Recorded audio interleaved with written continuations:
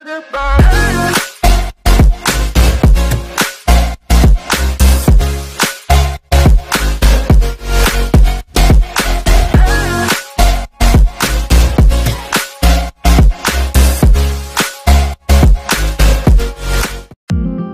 Sobat Digital, setiap hari saat kita hendak berpergian, baik dengan kendaraan umum maupun pribadi, pasti melewati fasilitas jalan. Apalagi saat melakukan perjalanan mudik setiap tahunnya.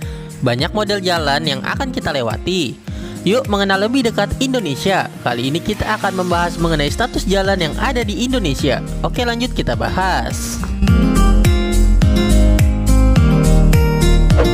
Di Indonesia, status jalan diatur dalam Peraturan Pemerintah Nomor 34 Tahun 2006 tentang jalan.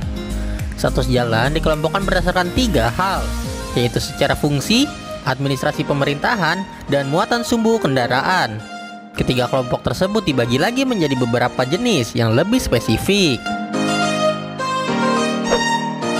Yang pertama, pengelompokan jalan berdasarkan fungsinya. Jalan arteri adalah jalan umum yang berfungsi melayani angkutan utama untuk perjalanan jarak jauh dengan kecepatan sekitar 60 km per jam. Lebar badan jalannya mencapai 8 meter. Kapasitas jenis jalan ini cenderung lebih besar dari volume lalu lintas rata-rata. Jalan arteri tidak boleh terganggu oleh kegiatan lokal. Jalan kolektor yakni jalan yang digunakan untuk melayani kendaraan dengan jarak perjalanan sedang dan berkecepatan 40 km per jam. Lebar badan jalannya mencapai 7 meter dengan kapasitas jalan lebih besar atau sama dengan volume lalu lintas rata-rata. Sama seperti jalan arteri, jalan kolektor juga tak boleh terganggu oleh kegiatan lokal. Jalan lokal merupakan jalan umum yang digunakan untuk melayani kendaraan dengan perjalanan jarak dekat dan berkecepatan 40 km per jam. Lebar jalan ini mencapai 5 meter. Jalan lingkungan yaitu jalan umum yang digunakan untuk melayani kendaraan dengan perjalanan jarak dekat dan berkecepatan rendah. Yang kedua, pengelompokan berdasarkan administrasi pemerintahan. Jalan nasional, jalan yang menjadi penghubung antar ibu kota provinsi. Status jalan nasional juga diberikan pada jalan strategis nasional dan jalan tol. Jalan kategori ini dikelola oleh Kementerian PUPR. Sobat Digital bisa mengenali status jalan nasional lewat 2 cara. Pertama, lewat papan petunjuk jalan yang biasanya dipasang di jalan yang mencantumkan status jalan tersebut. Cara kedua, yakni dengan mengenali marka jalan. Marka jalan ini diatur dalam Peraturan Menteri Perhubungan Nomor 67 Tahun 2018 tentang marka jalan. Ciri jalan nasional adalah terdapat tanda marka membujur berwarna putih dan kuning secara bersamaan. Jalan provinsi, jalan yang menghubungkan ibu kota provinsi dengan ibu kota kabupaten atau kota. Selain dari papan petunjuk jalan, jalan provinsi juga bisa dikenali dari marka jalan yang berwarna putih. Umumnya, jalan provinsi memiliki ukuran yang cukup lebar. Di beberapa titik, lebar jalan provinsi juga sama dengan jalan nasional. Pengelola dan penanggung jawab jalan provinsi adalah gubernur atau pejabat lain yang ditunjuk. Jalan kabupaten, jalan yang menghubungkan antar kabupaten dengan kecamatan, antar pusat kegiatan lokal dan jalan strategis kabupaten.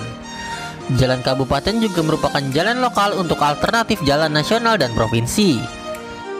Pengelola dan penanggung jawab jalan kabupaten adalah pemerintah daerah kabupaten, baik oleh bupati maupun pejabat yang ditunjuk. Ciri warna jalan kabupaten sama dengan jalan provinsi, yakni hanya membujur warna putih saja, baik terputus maupun garis tanpa putus. Namun biasanya jalan kabupaten memiliki ukuran lebar yang lebih kecil dari jalan provinsi dan hanya menghubungkan antar kecamatan. Selain itu, seringkali ditemui jalan kabupaten biasanya yang hanya berupa jalan aspal atau beton saja, tanpa adanya marka jalan atau polos. Jalan kota, bagian dari jaringan jalan sekunder yang menghubungkan antar pusat pelayanan dalam kota, pusat pelayanan dengan persil, antar persil, dan antar pusat pemukiman di kota. Jalan desa, jalan terkecil yang menghubungkan antar kawasan atau antar pemukiman. Sesuai namanya, jalan ini dikelola oleh pemerintah desa. Karena dikelola pemerintah desa dan hanya jadi penghubung antar pemukiman, jalan desa memiliki ukuran yang relatif kecil. Panjangnya pun hanya sampai batas desa.